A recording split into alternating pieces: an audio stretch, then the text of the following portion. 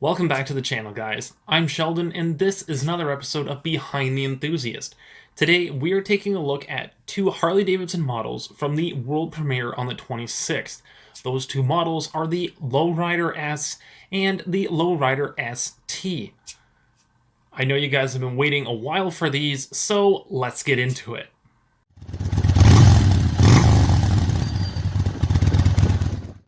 Now, to start things off, the Lowrider S last year, 2021, was packing the 114.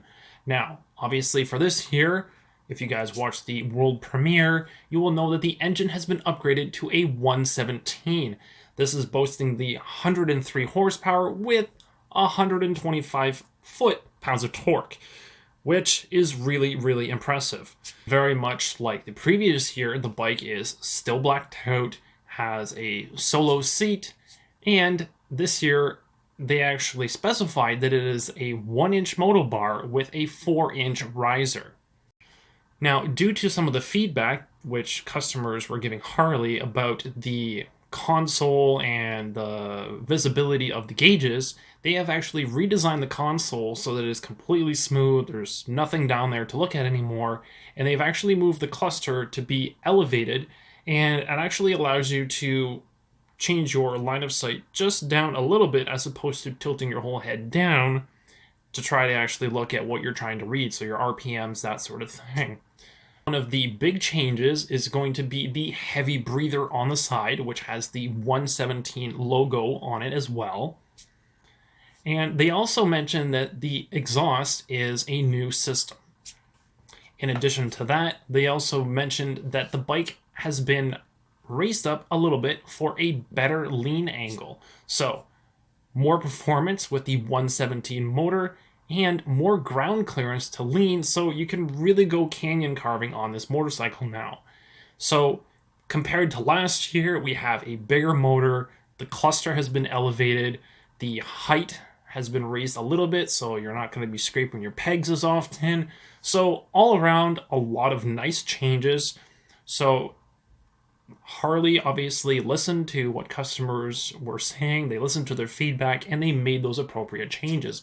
Now, the price on the Lowrider S is $23,799 with a surcharge of $500. Now, this is going to be based on Vivid Black with the bronze logo on the side of the tank, which, if you guys were watching the world premiere or the teaser video, you will know that this is what gave it away that it was a Lowrider S in the video. However, we didn't really know whether or not it was the Lowrider S or the Lowrider ST. Now, the secondary color option is Gunship Gray, and that is going to cost an additional $500. So $500 sounds pretty good to get Gunship Gray. Now remember, this was a CVO color. They brought it back this year, and it is a really popular color. So for $500, it's definitely worth it. Now, switching over to the Lowrider ST, the price of that one is going to be $26,799 with the exact same surcharge. So $3,000 difference between these bikes. And the ST, by the way, stands for Sport Touring. So the basic options on this bike, you're going to have the ABS, security, and cruise control on the ST, but it doesn't come on the S, from what the video was mentioning. So I'm sure there's a way to add it. I don't see why there wouldn't be. However, that is one of the major differences. The engine, obviously, is exactly the same. The blacked out features are all the same. Solo seat. However, obviously, the major difference between the two, instead of having this small fairing, you have a frame-mounted, much larger fairing, basically reminiscent of the old FXRTs from the old days, or even some of the aftermarket options that are currently available. Now, the height of the bike, and when you actually compare both of these bikes side by side, now I did this online, so I could notice just a subtle difference. The handlebars are a lot more higher on the Lowrider S, and the ST, I'm not entirely sure how much different it is, but I would say it's probably around an inch in difference. So it is going to be a little bit lower, so you are going to be a little bit more sunk into the bike.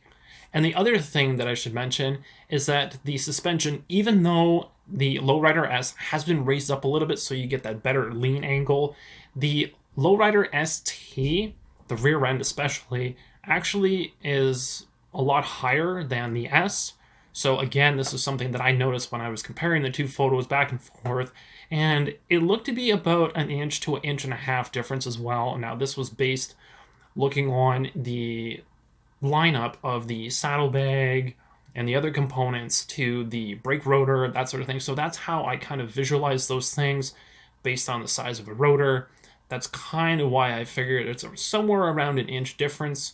So it's going to be a little bit higher up, and the handlebars are going to be a little bit lower as well. Now they did mention that the saddlebags, even though they are basically from the Sport Glide, are actually raised up by 2 inches and are removable. So that pretty much is all the differences between these two bikes. Vivid Black, obviously, you can get that for both of these models. Gunship Gray as well. And the price, again, it's an additional $500. So regardless of which one you guys prefer, the one thing that you guys should keep in mind is that the Lowrider ST, even though it has a fairing and it's a really great option, and they did mention audio, so the Rockford Fosgate audio, they said that that system is really, really loud. So I'm kind of curious. I didn't find a whole lot of details on that, but they did mention it in the release video.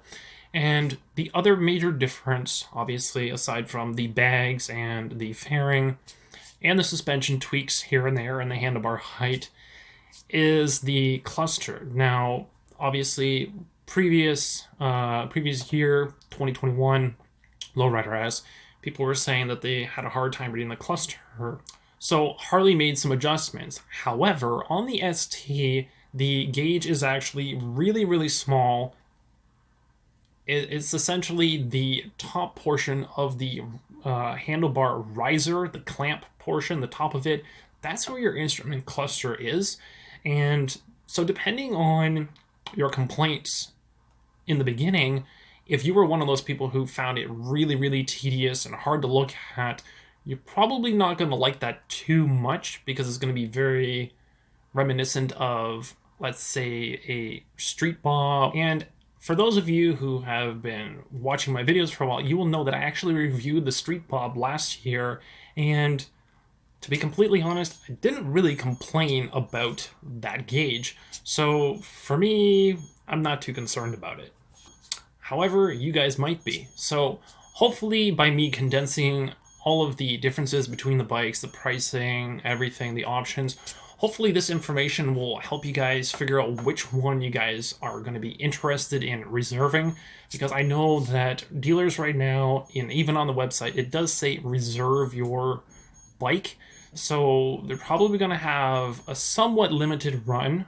Obviously, they're not numbered bikes. You know, it's not like they're only going to make 1,000 or whatever. But obviously, they're going to have some, constraints in regards to production. So let's say your dealership, you go to it and you say, hey, I want the Lowrider ST. You might end up being the 6th or 7th person. Maybe you're the 10th person on the list. And so you may not actually get one. So if you guys are interested in either one of these models, whether it's the S or the ST, be sure to do your research, whether you got enough information from this video or you want to do some more research. Make sure that if you guys are serious about buying these bikes, go into your dealership as soon as you possibly can, put a deposit down, and reserve one of these. Because if you're a little late on the jump and you don't get in time and you're really, really low on the pecking order, on that waiting list essentially, or reservation list, you might not get one this year. So if you guys really want one of these, definitely don't wait too long, because believe me, the lists are going to just keep getting longer and longer. So anyway, that's it for me, guys. If you guys like this video, make sure to smash that like button so I know that it's working. If you guys have any comments or questions, you know where to leave them down below. And as usual, be sure to subscribe so you guys don't miss out on future videos on the channel, and I will catch you guys in the next one.